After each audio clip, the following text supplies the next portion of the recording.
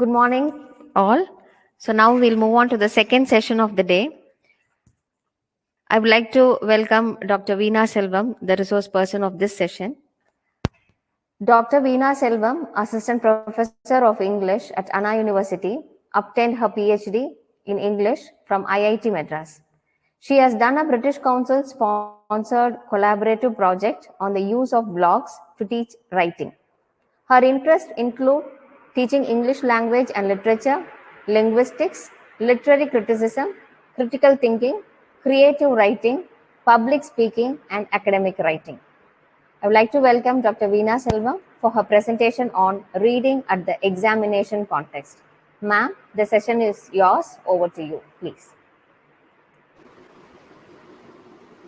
Thank you, madam, for the introduction. May I start, or how about sharing the PPT? Yes, ma'am, we have shared. Okay. Very good morning to one and all who are participating in this session.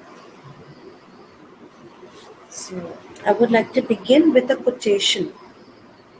A large number of students don't read to understand. They read because an examination is around the corner. This was written by Michael Bassey Johnson in his self-help book, Before You Doubt Yourself, Pep Talks and Other Crucial Discussions. Now, one may or may not agree with Johnson's statement in its entirety, but there is one point that he makes that one cannot deny. Reading to understand is quite different from reading for an exam or in an exam context. So we compare reading in other contexts and reading in the exam context. The differences on almost every parameter of comparison are far more numerous than the similarities. May I invite someone to, some of you, a few of you, to put down in the chat box your ideas of the differences between reading in a general context and reading in the exam context. I will wait for a couple of minutes. If I can see a few comments in the chat box, I will be happy.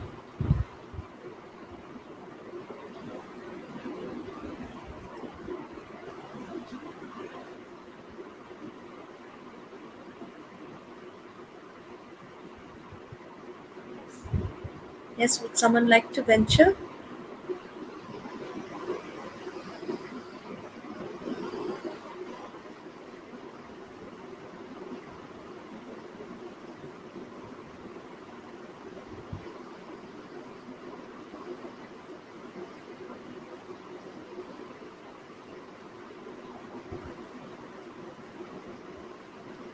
No one?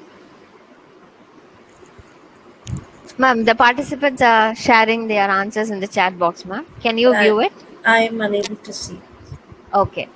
So, Dr. Ramani has given as reading for an exam is predictable. Right. Okay. And Dr. K. Chakrabani has given as yes, for exam. Yes, I'm able to see it now. Yes. Yeah, fine. Right. Reading for the purpose of exam is to focus on particular topics. General, read for information, newspaper. In general, exam point of view, reading is very concentrated during exam time. Reading for pleasure, to gain knowledge, to know more about a topic. Exam context, to memorize information, to score marks.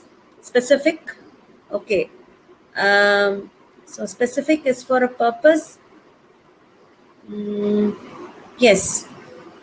Right, absolutely right. All of you have the right ideas. There are the ideas that I was just going to talk about. So, yes, more focus on reading in exam context.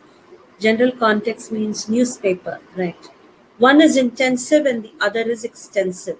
Right, absolutely right. All the answers are, I'm just going to try and put together all the answers. I have a slide here which points out to some of the differences between Right. So reading, I have generally stated reading because there's no space to type in reading in other contexts versus reading in the exam context.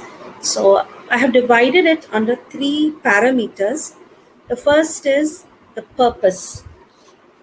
So when we read, when whatever we do have a purpose, we do have a motivation. Okay, there is some this is basic. I'm sure in other reading sessions we would have spoken about the purpose of reading.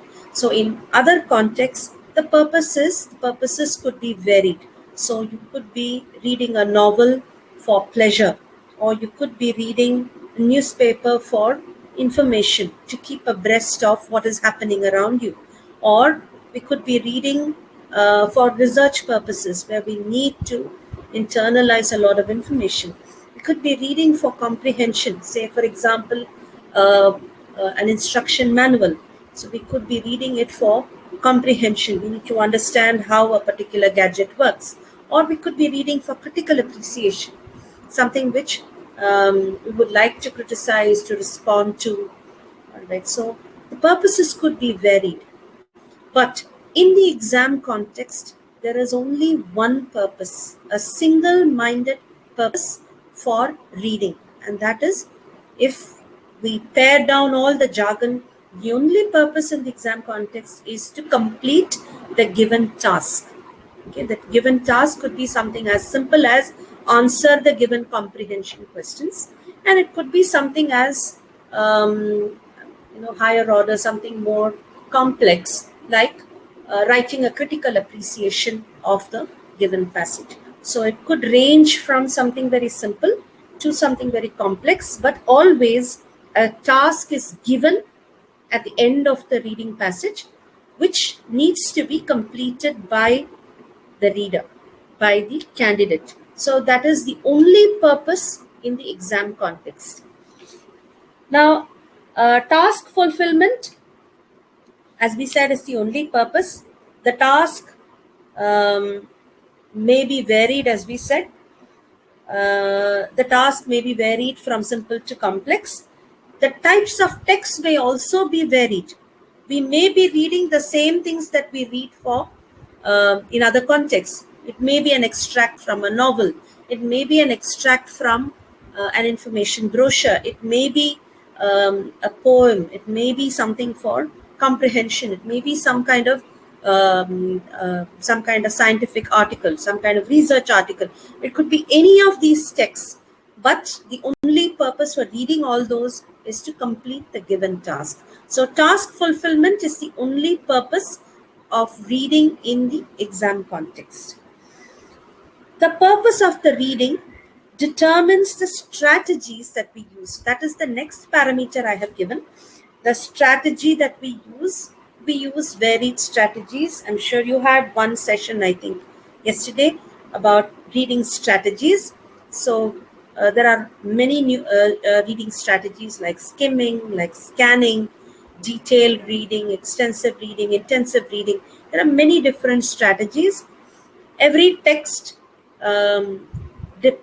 demands a different kind of strategy. The purpose of reading determines the strategy. So if we only need to glean overall information like we do in a newspaper, we only need to skim for overall comprehension. But if we need to find specific information like in a user manual where we need to find out how to plug in a particular part of a gadget, then we need to scan. Or if we need more information, we need to internalize the information for critical appreciation, for research, etc. The strategy we use would be detailed or intensive reading. And if we need to read for pleasure, we think we should read for pleasure, we do extensive reading. We also do extensive reading for research. So the strategies depend on the purpose for which we read. In the exam context, on the other hand, although the purpose is the same, although the purpose is only one, task completion, the strategy is still an eclectic mix of all the strategies that we have just mentioned. So the strategy that we choose depends on the kind of text that is given, the time that is given for the task, and the actual task itself. Right? We'll be looking a little in detail at these things a little later. Another huge or major difference between reading in general context and reading in the exam context is that the factors which determine or which influence the reading, such as the time, okay, the length of time that we need to read, the type of text, the length of the text, okay, are usually chosen or controlled by the reader. So if it's for pleasure, I choose what novel I want to read. If it is for information, I choose what newspaper I want to read, or what book I want to read, or what gadget I want to buy. All right, so it's usually chosen or controlled by the reader, even if not 100%, especially in research, etc. There may be some other factors. There may be someone else who is giving the material. There may be someone else who is dictating what you have to read. But even then, the reader has some choice, reader has some control over the factors. Whereas in the exam context, all the factors which influence the reading are controlled by the exam setter. So the length of the text, the type of the text, the time that is taken for reading the text are all controlled by the exam setter. So there is a specific text that is given. There are specific types of questions that are given, and there is a time limit that is given in the exam context. So in the exam context, the factors are never under the control of the reader. So the reader is required to do all the above things, that is to achieve the task, complete the task, to apply the right mix of strategies without having any factor under his or her control. So this, I think, is the major difference between reading in other contexts and reading in the exam context. Right, I would like to move on. Okay. So it's therefore important, okay, when we talk about the exam context. Basically, we are here to discuss how to teach reading. I assume that is the most important thing that we are doing, how to teach different kinds of reading. So you may have heard about teaching reading strategies, etc. So here, if we need to teach our students to handle reading in the exam context, then these are some of the things that we need to teach them. Basically, the difference, the purpose, the differences between reading in other contexts and reading in the exam context, and what kind of reading should be done. So I have put down in my slide, reading in the exam context is more than just reading the text. So we need to teach our students to read more than the text. So what do we mean by reading more than the text? So one of the first things that we need to teach our students is to read the rubric, read the instructions. Because a student, a candidate may be a very competent reader, but if he or she does not read the instructions and comply with the instructions, then he or she stands to lose in the exam context. So the instructions, the rubric are very important. The rubric is very important. So reading the rubric is the first and most basic test of reading in the exam context. And then you have the text that has to be read, the questions and the tasks that have to be read, the answer options that have to be read, and the supplementary materials. Sometimes the text could be accompanied by supplementary materials like pictures, graphs, tables, charts, etc. Those also need to be read. We are going to look at some samples of reading. We will take the first four. I'm not going to be dealing with supplementary materials, pictures, graphs, etc. Basically, I think I don't have the time to deal with everything. So I have tried to pick up 3 sample texts so we can look at the sample text to find out what kinds of reading have to be done, what strategies we need to teach our students to read in the exam context. So like I said, I'm only going to be looking at the first four: reading the rubric, reading the text, the questions and tasks, and the answer options. I'm not looking at this, but I would just like to record that this is also part of the reading. Right. Oops. The slide is gone. Yes. Right. So reading the rubric, I have a couple of samples of rubrics here. I have taken samples from international exams like SAT, IELTS. I've also taken samples from college level reading tests. I would like to clarify at this point that exams or tests themselves are of different kinds.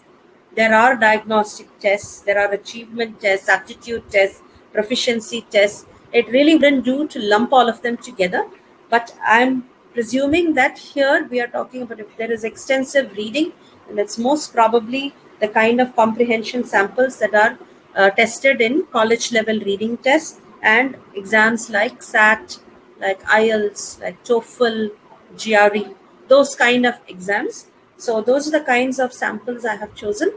So we'll look at some of the ideas there. So reading the rubric, I have given a couple of samples. So sample 1, questions 33 to 40. Complete the flowchart below. Choose no more than 3 words from the text for each answer. Write your answers in the boxes 33 to 40 on your answer sheet. So the candidate needs to read all these instructions carefully to find out which questions pertain to the particular reading item, the word limit for the answers, and where to enter the answers. So all these 3 are indicated in the rubric, and the student needs to read these and be very careful about following the instructions given in these in the rubric. One of the things about reading the rubric is there are no additional marks given for understanding the rubric, but the candidate stands to lose if he or she misses the rubric or misreads the rubric. So that's the most important thing about the rubric. It is important to read the rubric because he or she, the candidate, stands to lose if he or she misreads the rubric. There are no additional marks given if you understand the rubric properly, but there is a chance of losing marks if the student does not read the rubric carefully. So similarly, in sample 2, we have questions 1 to 8. Do the following statements agree with the information given in the text? So there is a question given. There is rubric which is interspersed with the task. Okay, so questions 1 to 8. Do the following statements agree? What is it that the student has to look for? The candidate has to look for. Do the following statements agree with the information given in the text? So the candidate has to decide whether the statements agree with the information or not. And then again, the rubric takes over the instructions in boxes 1 to 8. How do I indicate that I have understood this task? So write true, TRUE, if the statement agrees with the information, false if the statement contradicts, not given if the information is not available. So the rubric indicates what it is that the candidate has to do in order to show how he or she fulfills the task. So it's very important for the teacher to train the candidate to follow the instructions to the T. So no writing T instead of TRUE, no writing F instead of false, no writing NG. If it says, the rubric says write TRUE in full, the candidate has to comply with those instructions. So reading the rubric carefully, understanding it and following it is very, very important in the exam context. Otherwise, candidates stand to lose in the exam. Okay, so this is as far as reading the rubric goes. It's very basic, but it's something which we need to train our students to do. If they're going to take exams, they will need to follow the instructions given. They will need to comply with the instructions given. Right, so the next thing is reading the text. But of course, reading the text is not an isolated thing. So reading the text is accompanied by reading the questions, reading the task, and reading the answer options, all of them together. So I have tried to club all of them together. Reading the text involves reading not only the text but also the accompanying questions and tasks. In fact, the tasks of the questions, as we already said, determine how the text has to be read. So initially, we need to get our students to become aware of the fact that text could be of different types. There are general texts, which could be ads, posters, notices, newspaper articles. It could be any of those things. And there are academic texts, which could be literature, non-fiction, scientific texts, social science texts. Could be any of these kinds of texts. So the strategies which they need to adopt for a general text would differ from the strategies they need to adopt for academic texts.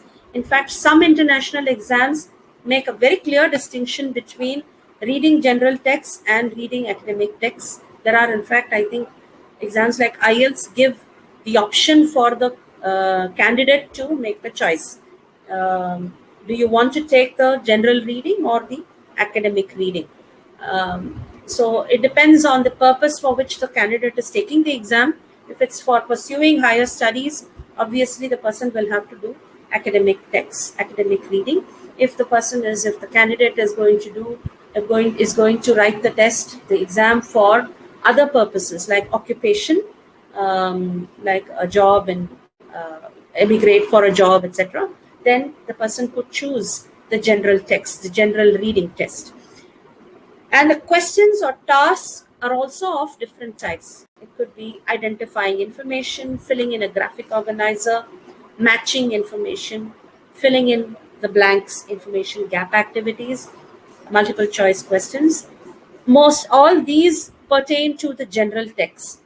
The academic text could also have all these types of tasks or questions, apart from the next few: comprehending meaning, drawing inferences, identifying textual and rhetorical functions, and so on.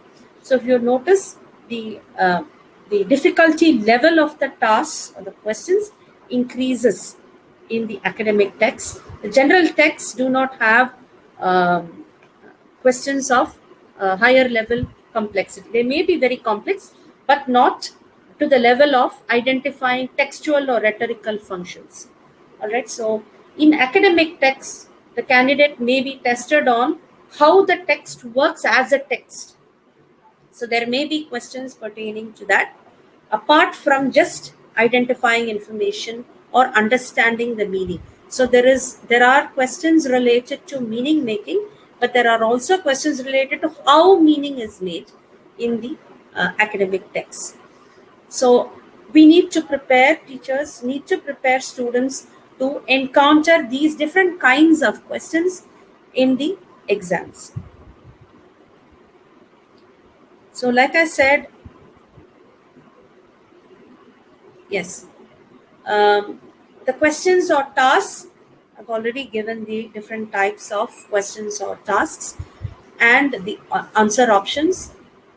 One of the things that we need to prepare students to encounter is that most exam reading questions test the candidate's vocabulary.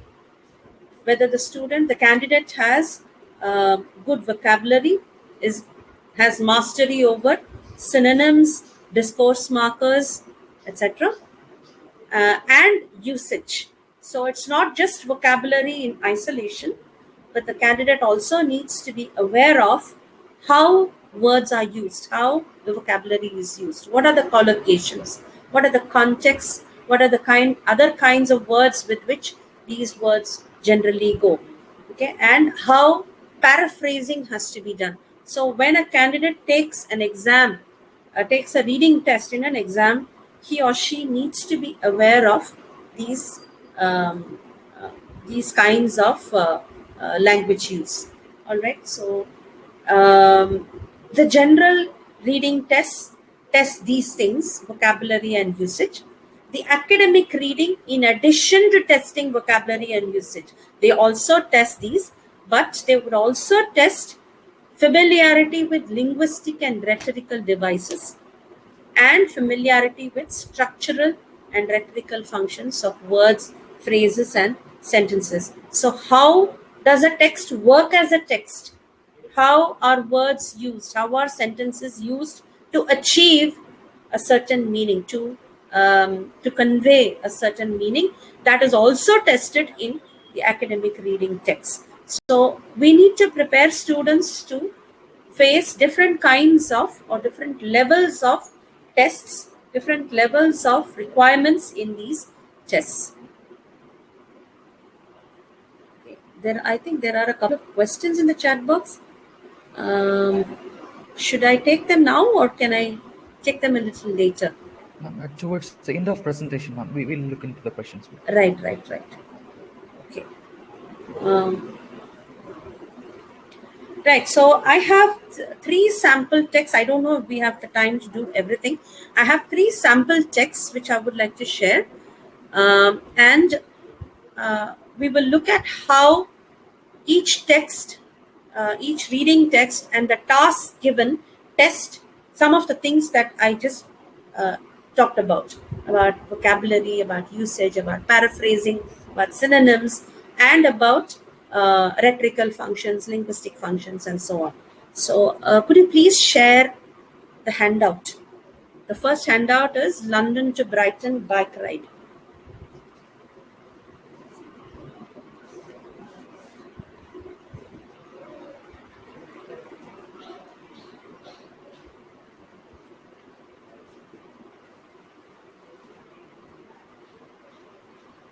Yes, I hope this is visible to everyone. Is it possible to make it bigger? Or is this the only size that's possible? I've also shared this to the participants. Right. Okay, so everyone will be able to see this, right? Yeah, right, ma'am. Right. Okay, because in my screen, this is very, very small. I'm not able to see it, but I can navigate through this, right? If I click on the next button. Yes, ma'am, you could, ma'am. Yes, thank you.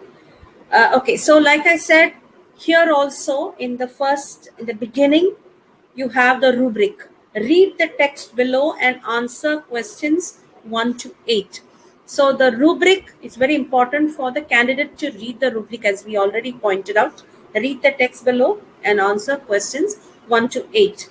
And then possibly the candidate can move to the tasks first to see what kind of strategy the candidate needs to apply. I hope everyone is able to see this.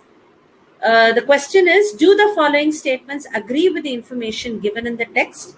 In boxes 1 to 8 on your answer sheet, write true, false, not given. And then a list of statements is given. So the candidate needs to read this in order to understand, or in order to decide what kind of strategy to follow, what kind of strategy to apply in the reading. The reading is slightly long. Right. Okay, so the reading is slightly long, but there are pointers, there are markers given all over the text in order to understand the text quite easily and to fulfill the task. So we need to create this awareness to the student to follow the markers. All right, so the markers are very simple markers like the title and the subheadings. So the start, write carefully, follow all instructions, wear a helmet, attracting assistance. And then in case of breakdown, refreshment stops, rain or shine, be prepared if you have to drop out. So there are subheadings which are given and which the candidate can use in order to skim the text. And then I would like to take the questions, the statements, at least a few of the statements, so that the candidate will know what kind of strategy to use to arrive at the answers. Okay, so the first statement is you should not arrive more than half an hour before your allocated starting time. So the candidate has to find out whether the statement is true, false, or not given, whether the information in this statement agrees with something that has been given or not, or it is not given at all. So in the start, okay, so starting time, we need to tell the candidates to look for keywords. Okay, so starting time should be located somewhere in the start. All right, and how do we know whether this information is there? Please arrive no earlier than 30 minutes before that time. So if we notice here, the strategy that the candidate needs to apply is paraphrasing. So the information given in the passage is paraphrased in the statement. Please arrive no earlier than 30 minutes. You should not arrive more than half an hour. So 30 minutes paraphrased as half an hour. Please arrive no earlier is you should not arrive more than half an hour. So the information is paraphrased in the statement, but it's the same information. So the candidate has to say true. So although the information, it seems to be a very straightforward question. It seems to be a very straightforward task. It's important for us to create awareness in the student that paraphrasing is an important strategy here. The student needs to apply that paraphrasing, how to rewrite information in a different way. Your rider identity card will be sent. That's statement 2. I'll move back to,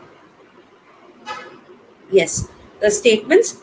The second statement is your rider identity card will be sent to you before the event. Again, the strategy that the student needs to apply is, the first is skimming for the keywords. So where in the handout, where in the passage can the candidate find the words rider identity card? In fact, if the candidate skims through, he or she will notice that rider identity card is mentioned only once in the passage, and that is under the subheading in case of breakdown. Mechanical assistance is free when you show your rider identity card. So nowhere else is rider identity card mentioned. So your rider identity card will be sent before the event. Information is not given. So the candidate has to say not given. So again, the strategy that the candidate applies from statement 1 to statement 2 differs. So the first statement requires paraphrasing. The second statement requires skimming. Some roads may have normal traffic flow on them. This is again paraphrasing, so I don't think we need to go too much into detail. Write carefully. Although many roads are closed to oncoming traffic, this is not always the case, and you should be aware of the possibility that there could be vehicles coming in the opposite direction. So that is paraphrased as normal traffic. Some roads may have normal traffic on them. So it is paraphrasing the same information in a different way. So this statement again is true.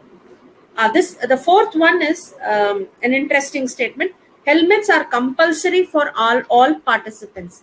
So here we need to create an awareness in the student that the usage. So I spoke about usage, about how words are used, how sentences are framed generally in order to convey certain meanings. So helmets are compulsory. When we use the word compulsory, we are talking about something that is a rule, something that is mandated by the law. Here, if we notice, there are 2 or 3 things which are mandated as rules, and there are a few things which are not mandated. So we notice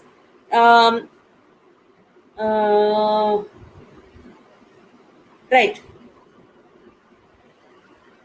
Yes, follow all instructions. So when the candidate reads the subheadings themselves are given in the form of instructions.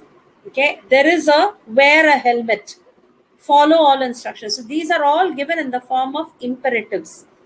So this would indicate to the candidate that all these are compulsory.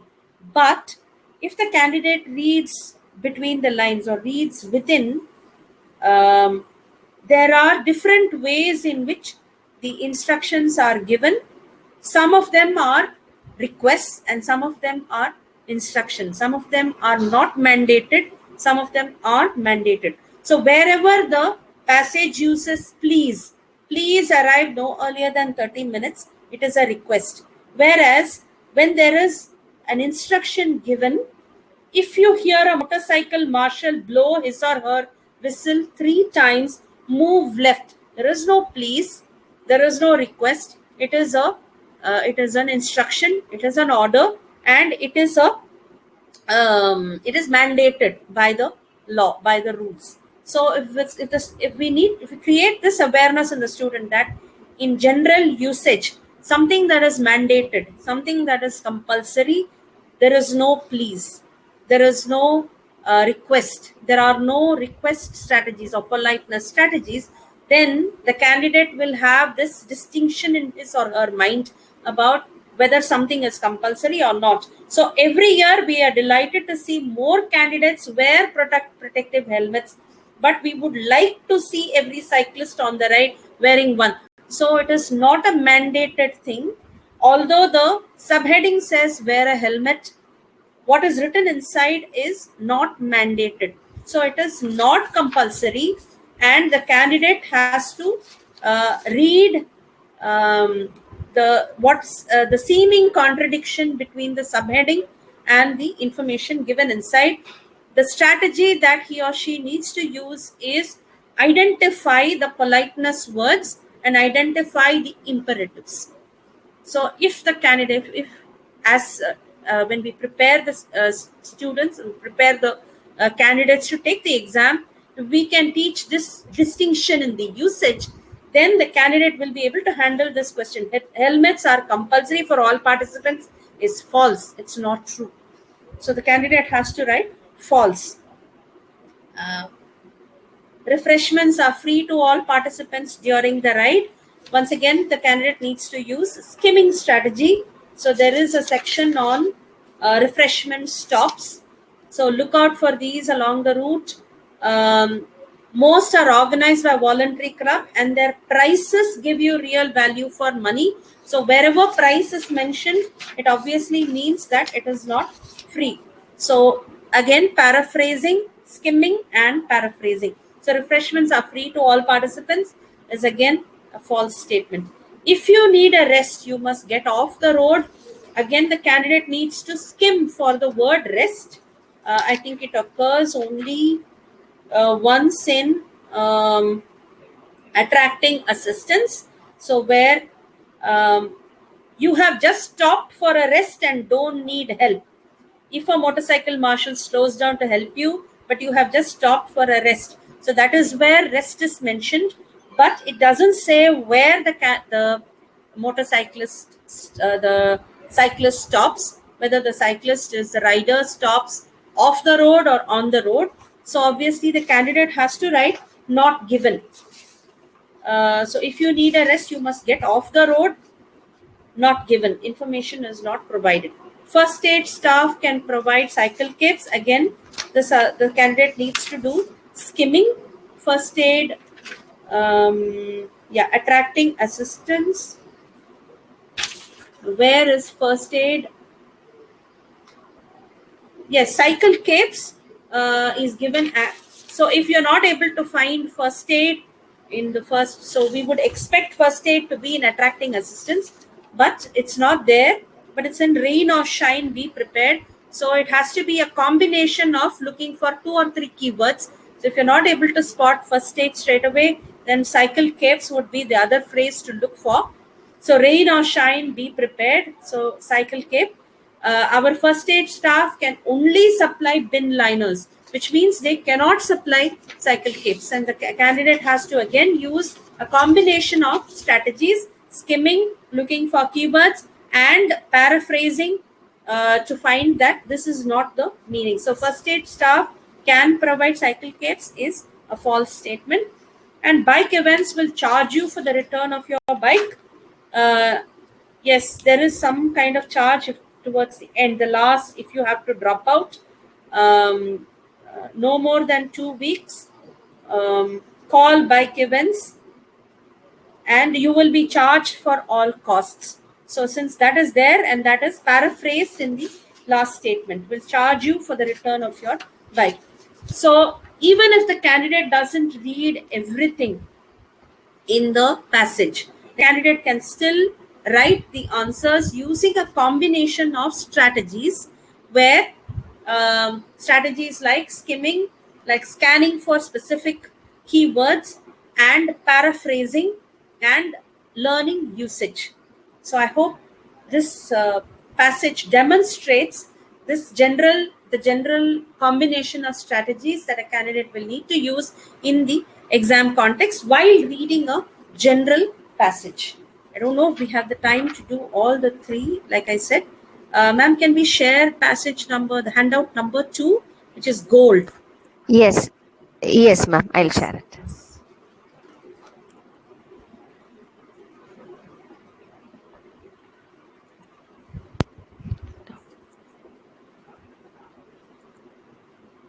Number 2. The one gold, right, ma'am? Yes. Yes. Okay.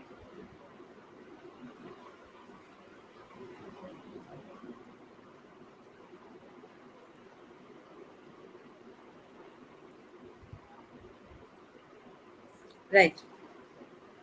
This is a very popular passage. This has been used from in many exams.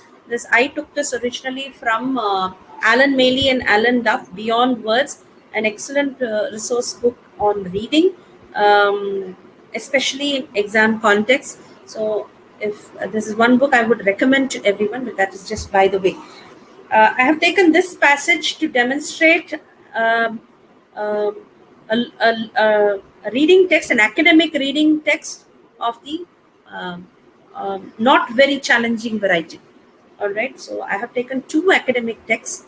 One is very challenging, the next one. This is of a certain medium level, intermediate level of challenge. So this is a reading text. Like I don't think I have the time to do everything in the text, all the questions in the text. So I'm just going to do some of them. Okay, so right, so the passage talks about gold and discoveries of gold and the relationship between gold and currency and so on. So we'll just take some of the questions and go back to the strategies that we need to use. I think questions number 1 and 2 are direct questions. I'm not going to do that. During the days of the gold rush in California, people had to mark out their gold claims with rope. People carried rope instead of guns. Hanging was a common form of punishment. Rope was a symbol of law and order. Now, this is a challenging question. It's an inference question. So can we go back to, yes, so when the candidate uses skimming strategies, he or she will be able to identify that the information is there in paragraph 3. Often the only rule in young California during the days of the gold rush was exercised by the mob with a rope. That is the statement. It seems to be a difficult statement because the candidate needs to make an inference from this about whether option A, B, C, or D is true. So people had to mark out their gold claims with rope.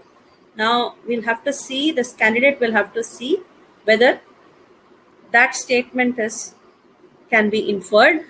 Often the only rule in young California during the days of the gold rush was exercised by the mob with a rope. So often the only rule, so we are talking about only rules. So here the candidate, we need to create an awareness in the candidate about usage. Okay, so when we are talking about words like mob, okay, we need to collocation. All right, so when we talk about mobs, we need to create an awareness that mob is different from group or team. Group or team usually collocates with something that is organized. Okay, a team works together. Team is a positive thing. Group is a positive thing. Whereas mobs are unruly. So we generally use the word mob along with unruly. So if we are teaching this in the class, then we can create an awareness about how the word mob is used as different from words like team and group. So mobs are usually unruly mobs. In recent times in the newspapers, we have heard about mob lynchings. So these are all words which indicate that mob is something that does not follow the rule of law. Mob is a group of people who do not follow any laws or rules. So when the statement says, when the answer option says people had to mark out their gold claims with rope, we are talking about linking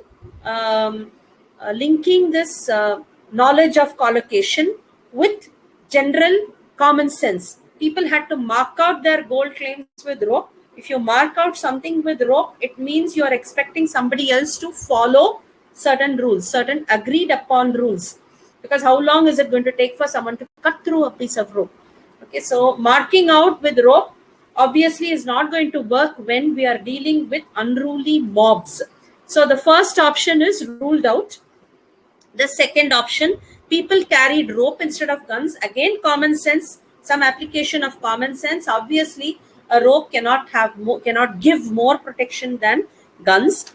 Hanging was a common form of punishment. Even if the candidate does not know about what happened in the gold rush in California in the early days, often the only rule in young California during the days of the gold rush was exercised. So exercised means the mob did something with a rope.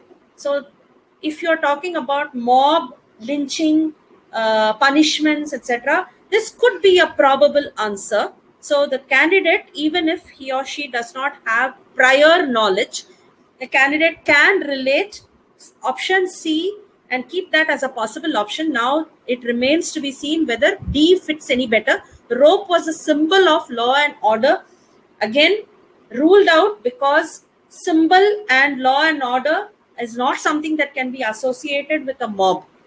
Okay, the rule of law and order is not there. So it's something that is completely antithetical to the idea of mob.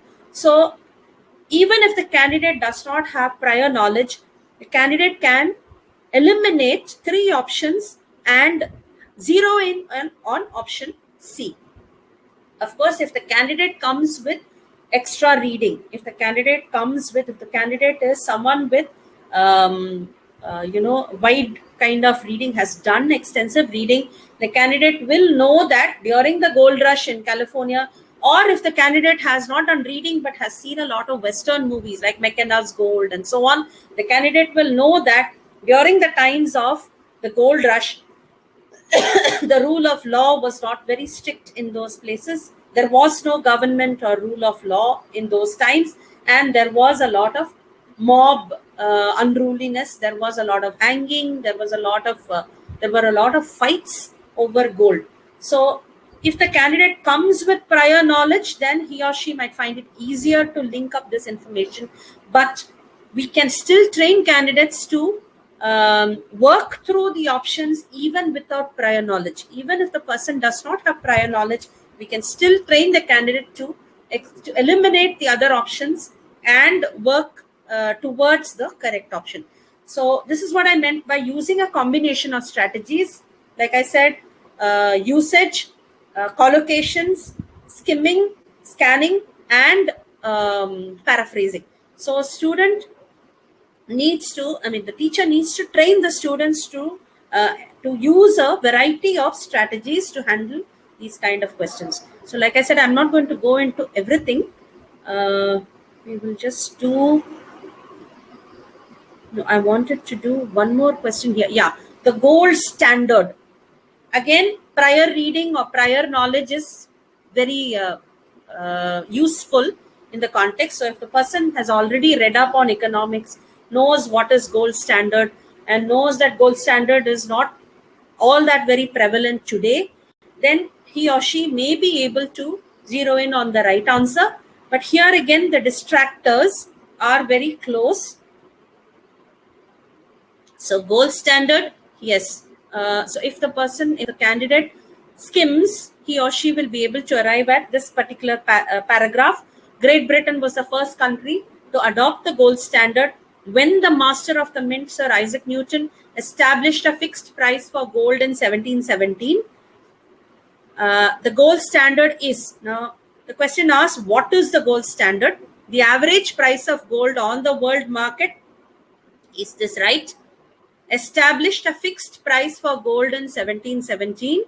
But until the big discoveries of gold in the last half of the 19th century, starting in California in 1848 and later in Australia and South Africa, there simply wasn't enough gold around for all the trading nations to link their currencies to the precious metal.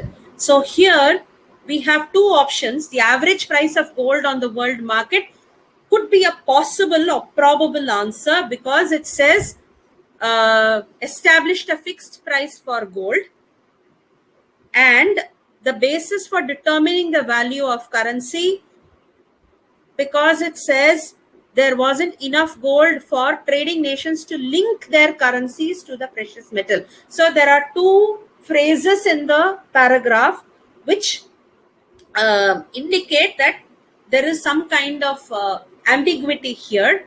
The amount of gold required by a nation before its currency can be convertible. There is no mention in the passage about convertibility of currency. Therefore, that can be eliminated. A means of determining the quality of gold, no, that is definitely eliminated. So the candidate can easily eliminate option C and D. But between A and B, how can the candidate decide? What strategy can the candidate use to decide which is the correct answer? Now here, I think we have to teach the students to use certain discourse markers. So Great Britain was the first country to adopt the gold standard when the master of the mint established a fixed price for gold in 1717. So when indicates a certain sequence. Establishing a fixed price for gold happens first, and then Great Britain adopts the gold standard. So the gold standard is something that happened after establishing a fixed price. So I think we can eliminate option A using that discourse marker. The average price of gold on the world market, the price itself is not the gold standard because adopting the gold standard happened after fixing the price. Therefore, that is a strategy which the candidate can use to eliminate option A, and the candidate can zero in on D as the right option, a basis for determining the value of currency, because that is very clearly indicated for trading nations to link their currencies to the precious metal, so that we can create an awareness saying that using discourse markers, if the candidate knows about discourse markers, about how words like when indicate sequence, then the candidate can zero in on the right option. That's one strategy that we can train the candidates to use. Like I said, I don't think we have the time to do all the questions, so I will move on to the third Excuse one. me, ma'am. Yes. Excuse me. I think it is time, ma'am. Like we need to move on to the Q&A session.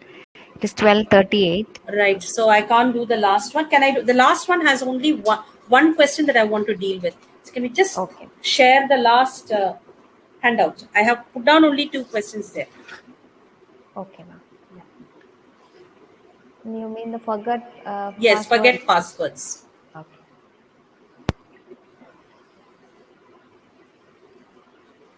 Just a second.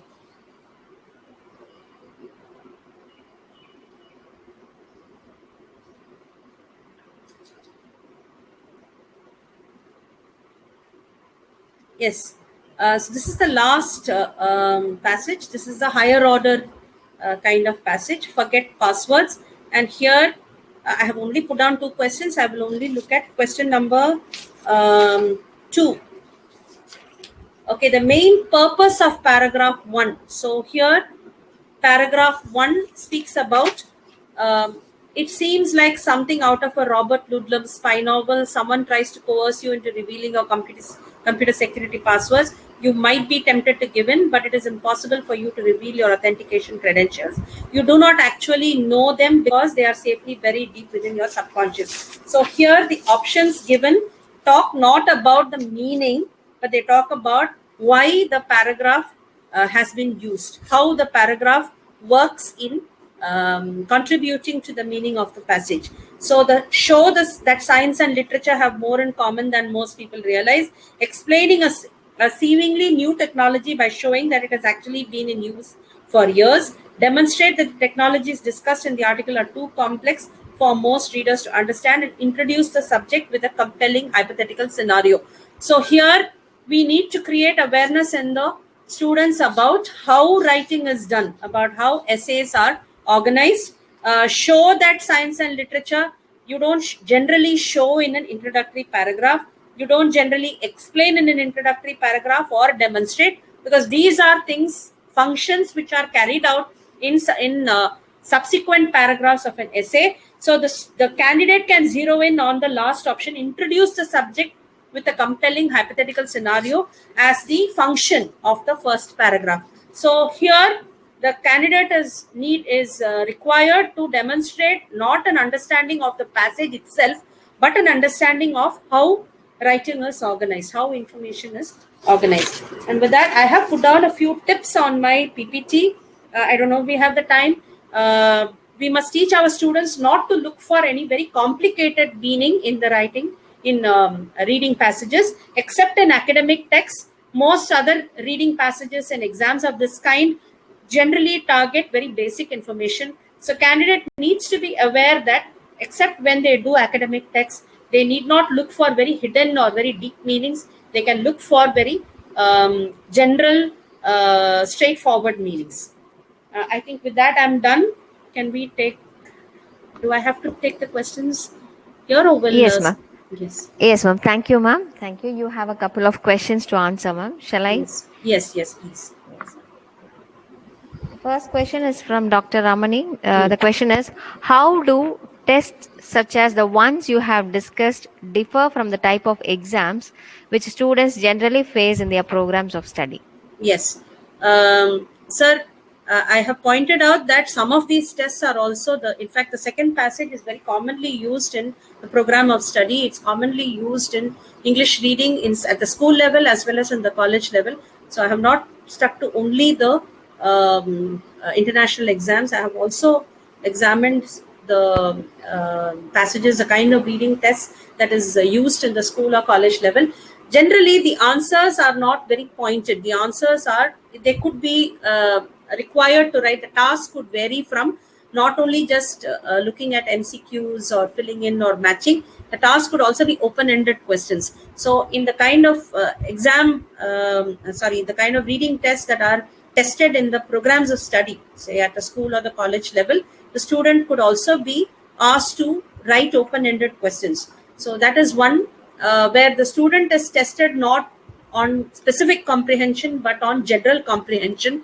The student can be trained to use skimming and scanning strategies, I think, which is slightly easier than the kind of combination of strategies that they have to use in the more competitive exams. I hope I have answered the question. Yes, ma'am.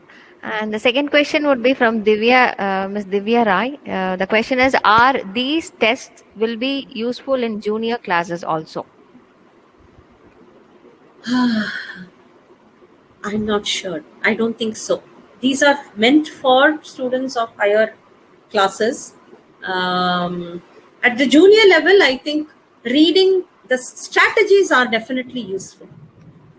Reading strategies that you mentioned, but the kind of tests and the kind of questions that are asked are generally not done in the junior classes. I think in the junior classes, of course, there are questions that provoke the students to think. Higher order level thinking questions are also there, but the level of the text itself might be a little simpler. Therefore, yes, HOTS questions are there at the junior levels also. as I said, the strategies that the student has to use, that we need to train the students to use, like skimming, scanning for information, etc., are similar, are the same. If they start using them at the junior levels, they can use them at the higher levels also. Thank you, ma'am. And if you don't mind, the final question, shall I, ma'am? One Yes, more yes, question. Yeah. yes. It is from Mr. Vamsi Krishna. The question is on teaching students how to apply their knowledge regardless of context. Context is key to successful outcomes in exams. Right. Is that a question? Absolutely right. I agree with Vansi sir. Teaching students how to apply their knowledge regardless of the context. Yes, that is very important. That we need to train our students to apply their knowledge and not just do rote learning. That is a very important key component in their successful outcomes in their life. So that's a very valid point, and I certainly agree with you, sir. Thank you, ma'am. Thank you. Thank you, ma'am. And that's the end of the Yes. questions. I would like to thank you, ma'am. Thank you for this academic session, ma'am. The key takeaways from the speaker are exams in the exam context is required to read more than the actual text. Strategies to be employed for reading general and academic text are also different. These strategies are different based on the needs. The meaning making process and the howabouts of it are found in exam context of reading. Strategies such as paraphrasing, skimming can be used in the academic reading of the text. So thank you for this session, ma'am. Thank you so much, ma'am. Thank you. Thank you. Thank you Thank again. you.